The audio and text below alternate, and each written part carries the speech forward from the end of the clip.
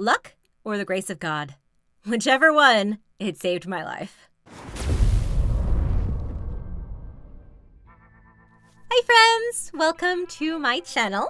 If you are new here, it is my dream to be an entertainer. So if you are at all entertained by this video, please like it and consider subscribing for more content.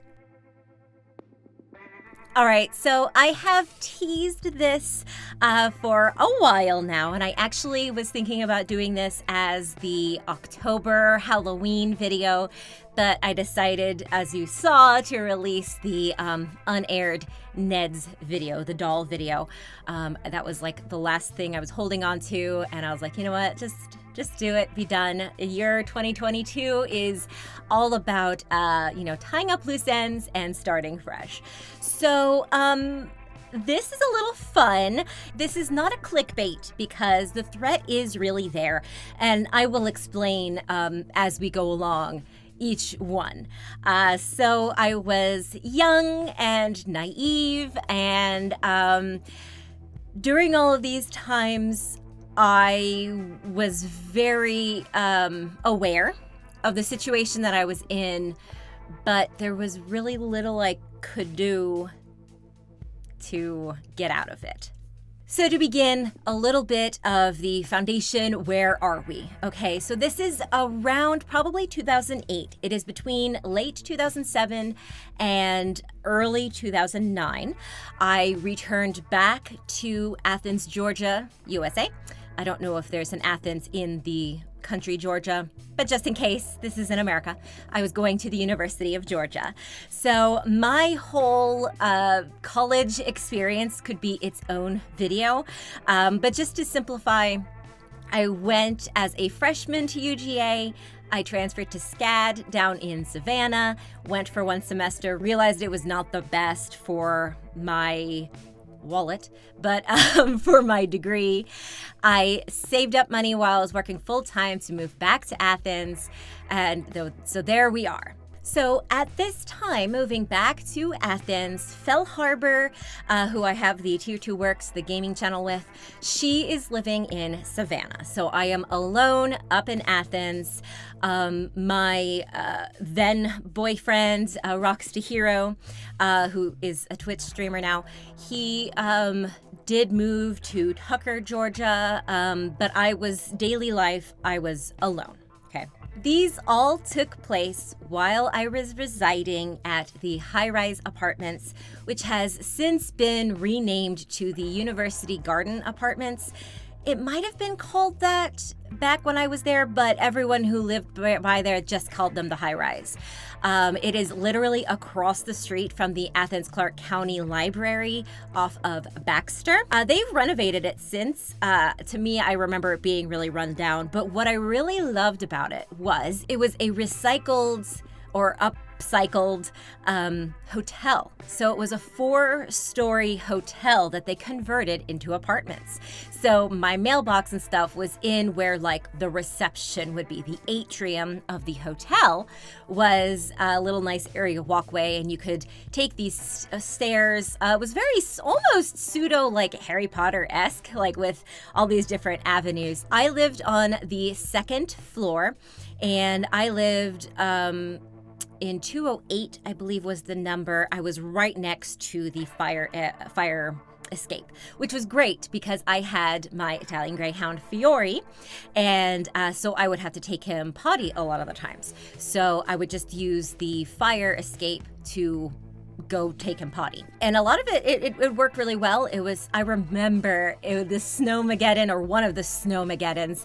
I took Fiore out there and he couldn't do the stairs, or I really didn't trust him on those stairs. So I held him, and I was in this big puffy jacket. He was in his own jacket, and it was snowing, and I slipped and I fell down those stairs. Luckily, by the grace of God, I slid all the way down on my tush. So I didn't get hurt. We were all okay. Like I said, Fiore was in my arms, so I didn't land on him. I landed on my tush. But I slid down all of the stairs because it does like this twirly thing. So once I got onto that one, I just slid all the way down. It was rather fun and rather enjoyable. I actually did not hurt myself at all because, again, I was wearing so much padding because it was freezing and there was snow at the bottom. So thank goodness I have fallen downstairs multiple times in my life, and luckily I've only really hurt myself once or twice, and it was really mostly like I twisted an ankle. I have never seriously hurt myself, knock on all the wood. So hopefully I have described that well enough, and of course the pictures will help. So this is where I was living during this entire time, and not all of these will take place here, but I just thought it was relevant to let you know at the time what was going on. Anxiety. So again, I was living in a 1-bedroom apartment by myself, except for with my dog who never barks. And I was a really good student and I was a really good kid. At this time, I was legally able to drink. I only went out drinking literally 3 individual times. I never went to frat parties. I didn't join a sorority. All 3 of those times we actually went to bars. We were a little bit bar hopping. I actually really loved, was it called Blue? There was a gay bar that I went to twice. And so I always went with people I trusted. Never went alone. I never was the designated driver, and I never was drunk. There was one time I got a little bit tipsy, but I remember the entire night. So I was really, really responsible. By that time when I moved up there, I felt like I was a failure, honestly, because I had spent almost 2 years out of college, and it was really important to me to finish college in 4 years, which I did do. I just took 6 years to do it almost. But when I went back, I went full-time year-round, which meant I did not take any semesters off. I went for the Maymester, I went through the summer semester. I took as many classes as I could, about was 17 credit hours each semester. Except for Maymester, you were only allowed to take like 1 course, you know, that kind of thing. But I went year-round, long-term, full-time while I was at school, and I worked. So I worked 1 part-time job while I was mostly going through. During the summer, I did work 2 jobs at the same time. I was going to school full-time, working 2 part-time jobs. So I tried really hard. So I had no free time. And unfortunately, that did hurt me because I was not able to audition for the plays that we were doing because I was going for theater, performing arts, but I couldn't do the plays because I had to go work. So anytime I wasn't at school, I was working, or I was at home studying. It was no nonsense and no playing. I saw what my life was like without a college degree, and for myself, not for everyone, but for me, I wanted that degree. So I didn't ever have the, stereotypical type of, oops, I was blackout drunk and I went down this dark alley and I met a creep. That's not these stories. I was living my life respectfully, and the decisions I made were 100% out of the be kind, don't be rude, be polite, which has now been broken. Ladies and also gentlemen, non-binary, it does not matter your gender or sex or however you identify. If someone is making you uncomfortable or a situation is making you concerned, you do not have to be polite in that moment. You can even say, you're making me uncomfortable, I'm leaving now. Like, that is something that I am still struggling with. I am making strides, and I feel like now I sometimes, I'll ghost someone versus going into that situation, which is not the best way, and I'm realizing that. So I feel like I'm a 13-year-old learning how to stand up for herself in certain situations. But that is definitely what got me into most of these situations. So first one up was my next door neighbor. So it was a male. He was an adult. He was not in college. I mean, I guess he could have been. He wasn't. I mean, obviously adults could be, he was between 30 to 40-year-old. And he referred to the woman as his wife. I had no cause to not believe him. So it was a couple over there. They were sometimes loud, but I also got sometimes loud. So we just kind of lived in harmony. They smoked weed, which no judgment, but the smoke causes migraines. So I'd have to close my windows. But, other than that, we were fine, right? He once came over and, he knocked on my door. And again, I was like, he knows I'm home because, it's just these hotel room walls are not the best. So I was like watching TV or playing a video game or something at the time. So I was really scared, but I was like, okay. So I answered the door. This is around the time that I decided to keep a knife with me when I answered doors. People laugh at me, but there's like a bat by the back door. I used to carry a kitchen knife to the front door if I was really scared, people knocking on the doors. This is why, okay? So he comes to my door and asks if he can borrow my vacuum cleaner. So I'm like, he's going to steal my vacuum cleaner. But what's the alternative? So I said, sure, here you go. Gave him my vacuum cleaner. And he returned it. He was fine, right? He returned it. He just needed to borrow it and he returned it. And so I said, okay, fine. He's fine. Everything's okay.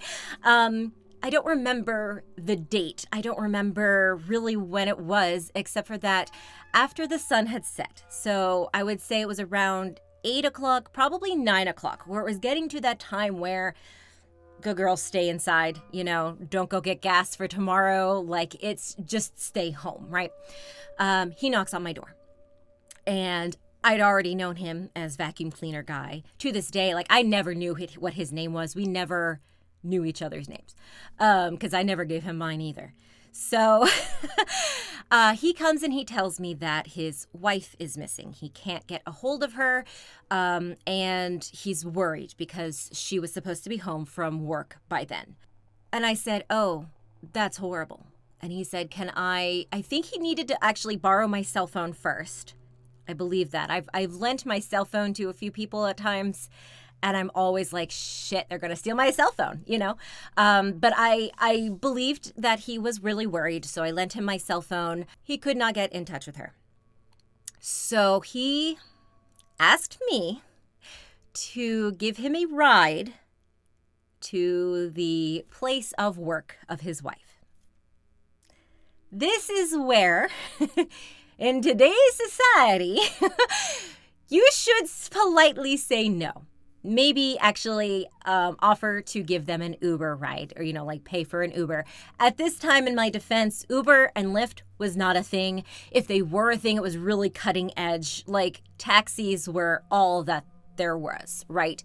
And I genuinely was worried for his wife. He seemed genuinely worried for his wife. So I said, okay, I will do this for you. So 9 o'clock at night, get into my car. All the while I'm realizing, like, this is sort of a scenario like a hitchhiker, he could do whatever he wants with me. I was pretty much how I am now. I was about 20 pounds lighter, but I was not going to be doing anything for self-defense. And but I went with him because that's what you do, you drive him around. So you help out your neighbor. So we drove to her place of working, her employment. I don't remember what it was now. It was like in a shopping center. We kind of paroled the area. He could not find her car, and the place was already closed. So she wasn't there. He said, well, she might have gone to her sister's. So I said, okay. And he's like, would you please drive me to her sister's? And I wanted to say no, but I didn't because, So I drove him to her sister's. The car was not there. He went knocking. Sister was not there, or the wife was not there. I don't know if the sister answered. I remember staying in the car. I never left the car. He did. I can't remember if he spoke to her or what. Came back. We were like, sorry, where else can we look? So he's like, all right, well, thank you very much. Let's just go home. So we go home. I go back in my house, lock the door, and I literally do praise God that nothing happened. He was telling the truth. He wasn't sure where his wife was. I did have a follow-up with him actually the next day, I believe it was. I think I met him at the mailbox. Just randomly because we were neighbors, and his wife was fine. It turns out she was in between. She just got off of work or whatever. She actually was going to. She was doing food shopping, so that's why she wasn't at either place. I believe she did contact once she got to the sister's house because they had a domestic dispute, so she did not want to go back home that evening. So it was a little bit truthful in that she was missing for that duration. I don't believe she had a cell phone, or if she did, she wasn't answering it. So she was not planning on coming back home that day because she was pissed off at him, but she was safe. She went to her sister's, but she wasn't there at the time because she went food shopping. That was that, right? The time I let a stranger into my car. The second one, I actually, I did not do anything wrong. Whereas you could argue the original, I didn't have to answer my door. Doesn't matter if I'm home or not. I don't want to be disturbed. I didn't have to answer the door. I didn't have to say yes and agree to drive him anywhere and get in my car. That was, again, I could have said, I'm not comfortable doing that. I'm really sorry. Hope you find your wife. At any point driving him around, I could have either said, I'm going home right now. We only spent about an hour out. I remember getting home about 10 o'clock. So, enough time that I was able to, have my full length of sleep before classes in the morning. So I didn't really miss out on much. So this one, though, I did nothing wrong. Again, I don't remember the day. Again, I do remember it was late at night, and because I had just gotten off of work. So 10 o'clock, I think. I'm not sure which job I had at the time, because that's not relevant to this story, and I'm not sure where this plays in, other than I remember being very, very much in this hotel apartment. So parking lot it's basically flat, with just lines, so it's like this big square concrete area, right? So you don't drive around the hotel looking for parking. It's all in one spot. So I parked there, and I start going up the fire escape to the second floor like I normally do. But there was a man following me, and I just got this sickening feeling that he was intentionally following me. So I made the quick decision, because I wasn't sure if he was actually following me, but I knew it was going to take a minute to jingle my keys and unlock my door, and I was right next to the fire escape. So by that time, he would be able to come and potentially grab me, enter my apartment, whatever, because I was right there and I was not going to have enough time. So I quickly thought, okay, well, let's see if he is actually following me. So I continued going up the flights of stairs to the fourth floor, because again, there's 4 floors. I live on floor 2. I went all the way up the fire escape to the 4th floor, and I start speed walking down that hallway because I did not want this guy to know where I lived. So I was speed walking down that hallway. Right as I got to the door that goes into the atrium, the main area where there's another staircase, inside the house, inside the apartment, the actual staircase, because I was using the fire escape, the door opened and the man came up on the 4th floor. And so, again, I started feeling really creepy. And in my mind, I was like, okay, maybe he's a 4th floor neighbor and you just never met him before, and this is coincidence. But also in my head, I was saying, run. So I ran down those 2 flights of stairs to the 2nd floor and ran down the hallway and started opening my door. And just as I get the door open, I turn. Same man is at the entrance where the atrium meets my floor. I got in and I locked it, and I prayed that he didn't know which door I went into. He knew I was down the hallway. Probably he very much knew that I was in 208. But that was really scary because this man followed me from the parking lot. I don't know. I was not paying attention, so I don't know if he was following me in his car. Very likely. Maybe he met me somewhere else and thought I looked cute and followed me. But he followed me up 4 flights of stairs, down the 4th floor hallway, down 2 flights of stairs, down the 2nd floor hallway. So what I think happened is he probably went to the 3rd floor, glanced, saw I wasn't there, went down the 2nd floor, glanced. That's what I think is what happened, that he probably wasn't sure where I was. In my mind, I knew. He knows where I am, and it's really scary. I went to my room with a knife. I left all of the lights off so that if on the off chance he wasn't sure which one I went into, I didn't want him to come out and start looking at lights and stuff like that. I played dead. I let my dog pee on the floor that night because no way was I leaving the house that night. And that really scared me for probably, I guess, forever, because I'm still really scared. Because what do you do? What did I do wrong? I was living my life, Nowadays, I occasionally carry pepper spray on my keychain. That thing, it always gets old, so you have to shake it, and, so I don't know. Now I do know how to hold your keys. So I always, before I leave the establishment, I always get the keys in my hand, and I keep the one that I need closest to me, so I'm ready for it. But if I feel unsafe, I know how to do it where they can be there. I've also done a technique where I rest my mouth and stuff, because sometimes when you're so surprised your mouth is closed, you're like, that kind of thing, But when you mentally prepare yourself to scream, then you probably would be able to scream. So I've memorized that. I know how to kick the groin and stick in the eyes and chop, try to do that kind of thing where, obviously, if it's a, power struggle, I would lose, but in a surprise attack, I might be able to get away.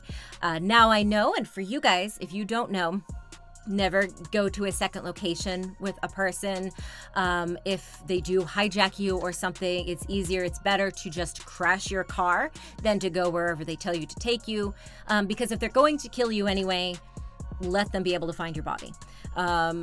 It's depressing, but it's true. If they're taking you to a second location, the odds of you surviving that are very, very low. And so it's safer for you. They might shoot you, but you might have a chance if you're in a public area where they can call the ambulance, something like that, and they can save you. Now I have walked down dark alleyways on River Street in Savannah, and I had an X-Acto knife with me. I walked down that expecting a fight, because you have to, unfortunately. And that's, I guess I've learned that Savannah incident actually happened before this, so I guess I've always been scared. I've always been told I'm going to be raped and murdered, and it's so funny too, because I was always told to have wear a clean set of underwear, and I'm like, but if you go through something dramatic, you're going to potentially piss yourself. So what does it matter if I wear clean underwear for the sake of the EMS team or EMT team? Going to a hospital with soiled panties. They don't care. If I'm at a hospital, they're probably removing all of my clothes anyway. That's not to say that I don't change my underwear. That's just to say it was a really silly thing to be told growing up that's why you have to change your underwear, and in case of an emergency, you don't want to be embarrassed. And I'm like, and in case of an emergency, I'm not going to be thinking straight enough to be embarrassed, right? I digress. This third story does not happen at the high-rise apartments, but I am currently residing there. I believe I was working at the time at that GameStop that is down the road, Epps Bridge, I think it is. I'll show a picture of where it is and everything. I'm really bad with directions, and it's been years, so I can't remember it was the main highway, something like that, over by the Target. So pictures here, because this is really, really relevant to the story. I believe I was either just got off of a shift, or I was just shopping at GameStop. I was going to to my parking spot, and the weather was not good. It was that ominous where it's a gray sky, it's windy, very good chances of a tornado or hurricane, that kind of, tropical storm, thunderstorm. And the the sun was still up, like it wasn't dark, so it was like maybe like 5 or 6 o'clock at night. And so it wasn't dark yet. It was getting there, and of course this was looming over us, right? Really scary. So it was like, I need to drive home and be safe because it's gonna downpour. So as I'm walking to my car, a man approaches me, and he wasn't very well dressed. To generalize, he looked like he was either homeless or was a really big fan of layering normal clothing types. He smelled, but he smelled of substances, and he just looked like he was tweaking. You can, either he had, a mental illness, in which case I certainly don't want to make light of it, or he partook in recreational drugs. Either way, I'm not here to judge him, but he came into my personal space, and I can't remember now if I got to my car or I was like on the aisle to get to my car when he starts approaching me. People approach you all the time. They ask for money, that kind of stuff. And so I never 100% ignore people, unfortunately, once you catch their eye. He came over and he's like, wow, this weather, right? And I'm like, yeah, I gotta go fast. And so at first it started as crossing, two people crossing in the wind. Two ships crossing in the wind. Two ships sailing. What is that saying? Whatever that saying is. Strangers often talk to me. I remember riding the bus and being told this whole life story of a woman. Like, I guess I have a friendly face. I hope so. That's a lovely compliment. But strangers often come up to me to talk to me in supermarkets and stuff. They always have since I was a child up till today. Strangers always come over and start talking to me. So I was politely engaging in this conversation. It was just about the weather. And then I believe he brought up Jesus to some extent. I wasn't quite sure. He was kind of speaking, not broken sentences, but very erratic, right? Like when you're just like diarrhea of the mouth, where you're seeing things and then like as you're thinking of a different thing, something else comes out. I'm guilty of this too. I have to always slow down because I'm like 3 sentences ahead of in the story that I want to tell, that kind of thing. And so, so he brought up Jesus. I'm Christian, so I was like, yeah, we got to pray. And then he invited me to come with him so I could be safe. And at least I had enough common sense to know, even if he is 100% genuine, just a fine fella, I don't need to be doing this. I have a perfectly good, safe home in my apartment, and I certainly wouldn't want to leave Fiore, my dog, in the case of a hurricane or something like that. I would want to go get my dog, right? So there is literally no logical reason to go with this man.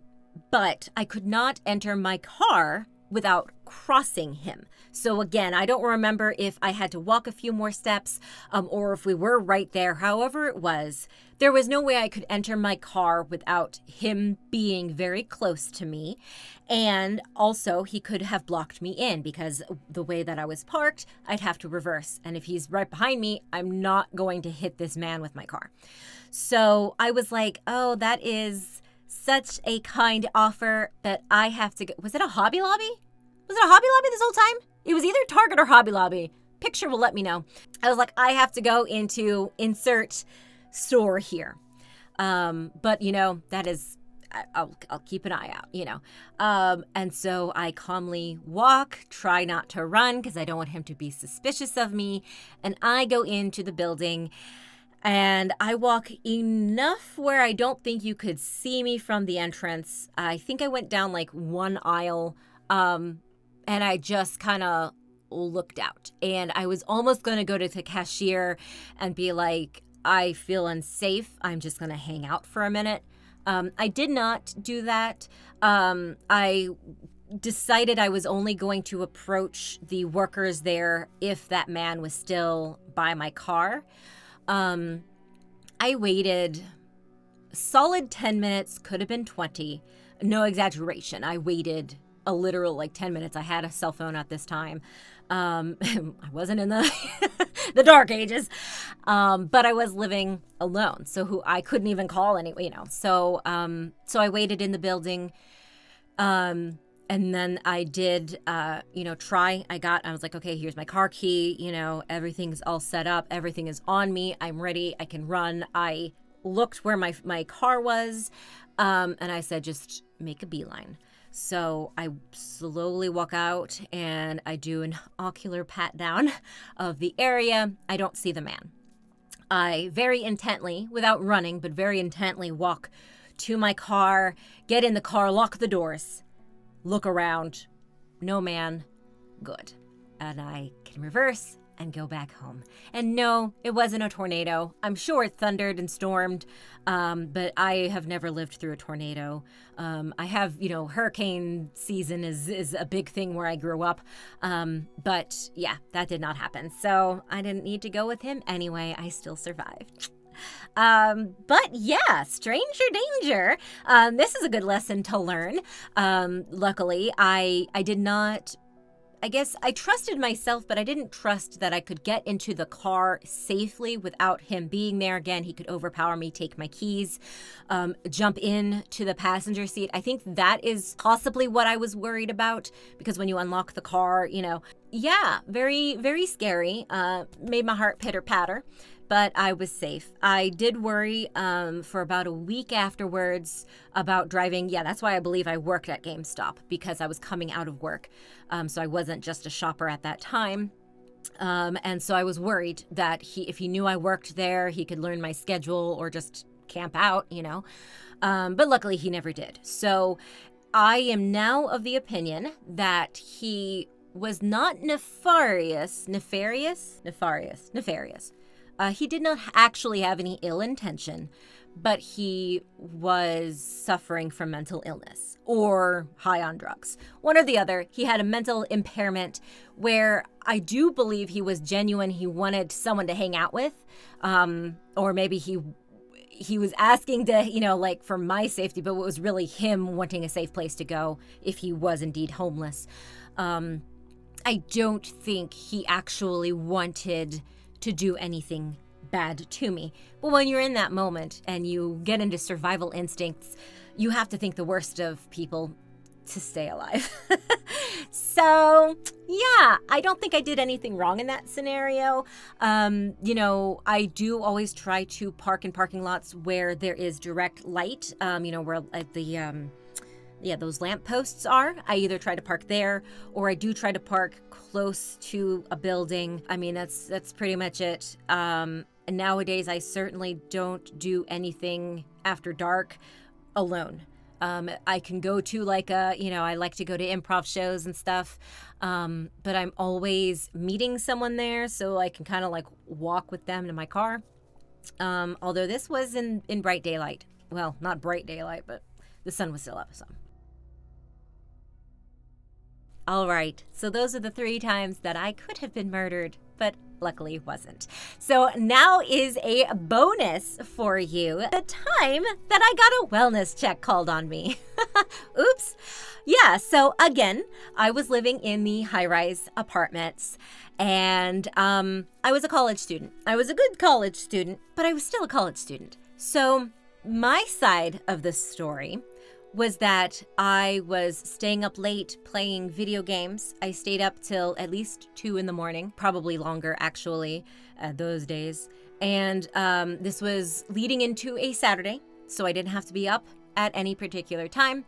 And my phone was running out of charge. I was still using an alarm clock, an old-fashioned alarm clock, to wake myself up for school and work. And so I didn't need my phone by my bed. Can you imagine? So, because nowadays. So it was in the living room charging. I went to bed, closed the door, and thought nothing of it. I slept till noon. So we're just going to leave that there. So just for the sake of this, so you understand, my apartment was actually quite cool. You walked into the room, my apartment, and immediately there was a little tiny kitchen. And then you walk farther, and there's this huge room, which is the living room, and it opened up into a balcony. So like floor-to-ceiling lights on a window on just that one side. Huge room. Then if you turn right where the kitchen is, there's a mini hallway-esque, not really, you could just stand in the entire hallway, which led to the right was the bathroom, and to the left was a bedroom as big as my living room. It was fantastic. I loved it. So my bed was up against the wall, and I had a window in there. And so, it's pretty separate like that. I always slept with the door closed. It's just the thing. And Fiore was really lazy. And so I'd walk him before bed, and then I'd walk him when I woke up, but he wouldn't care. A lot of mornings, I woke him up. He would sleep for 12 hours straight, just fine. So, no one was waking me up. It was a Saturday. I didn't have school. I didn't have work. I stayed up really late playing video games. I'm a teenager still. Technically, I guess I'm 22, 23 at that time. So, I enjoy sleeping in, right? My dog's not waking me up, and I have no one else there. As it turns out, my sister and my mother tried to get in contact with me and could not get an answer from me and got worried.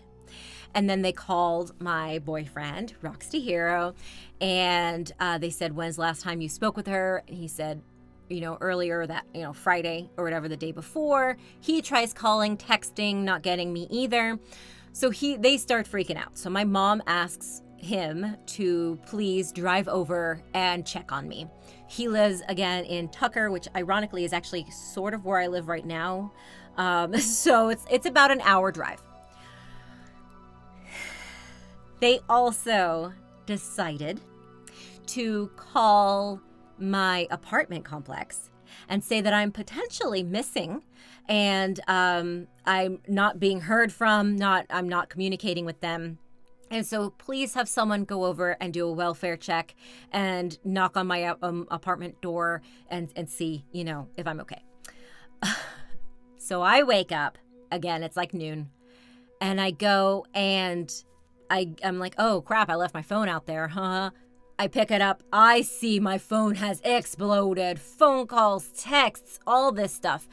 I glance because I think it popped up or whatever, and I think it might have been Fell Harbor, say, if I don't answer in the next 15 minutes, they're calling the police.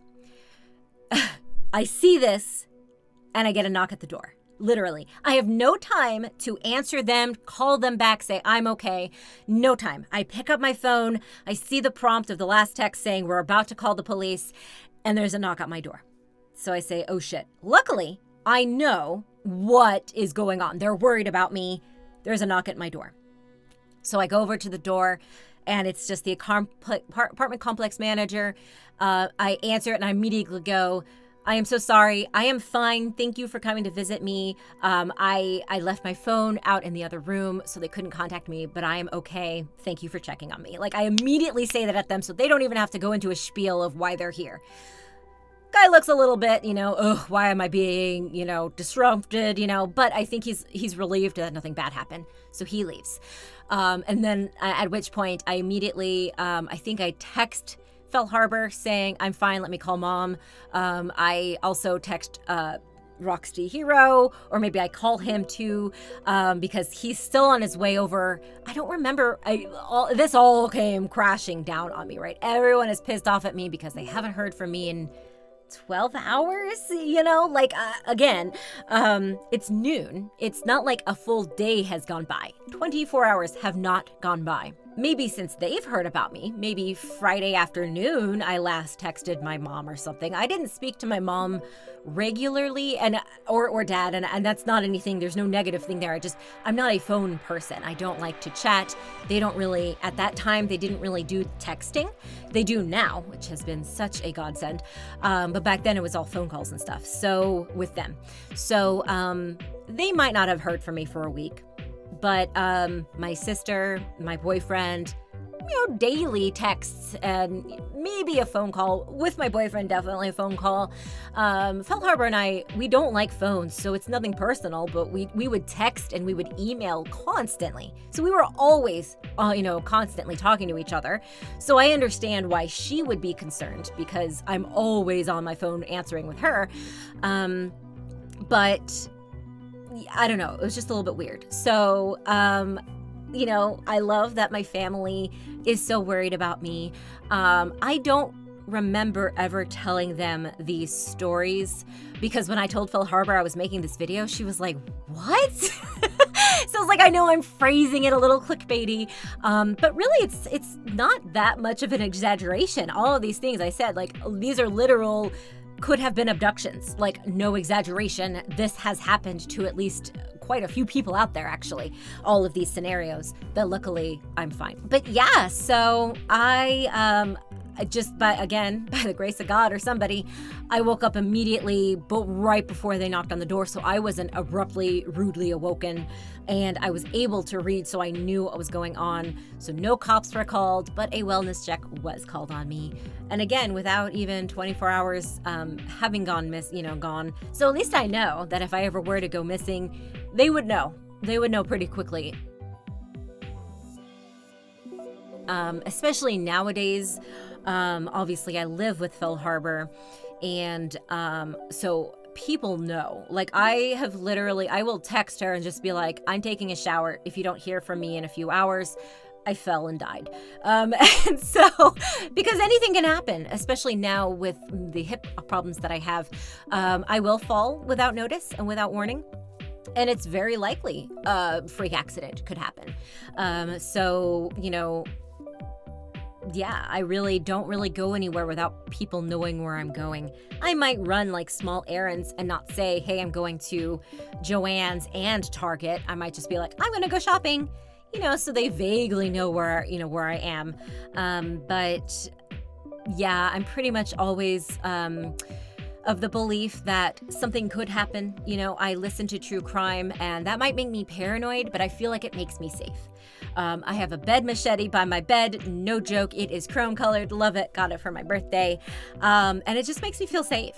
Again, every entrance has some, now we moved, so I don't actually have a kitchen knife by the door. I used to.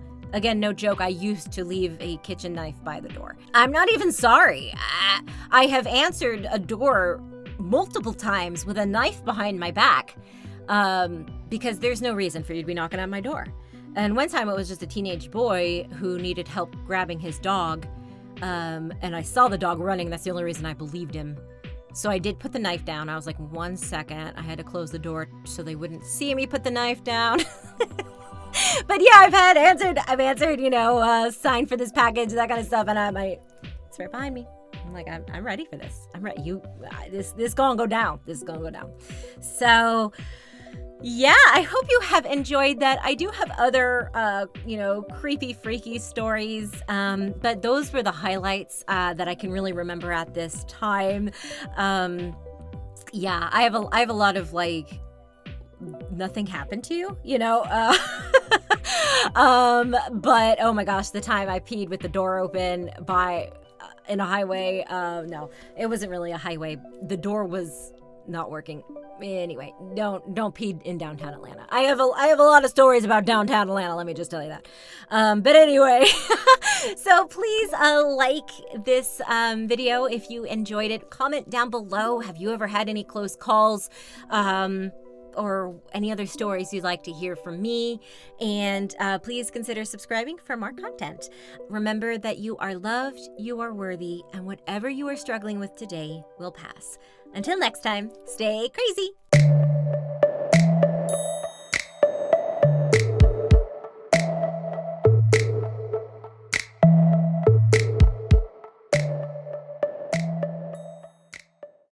Okay, I'm pretty sure I'm centered. It's really hard. I'm trying to get this, but at least the quality is better this time.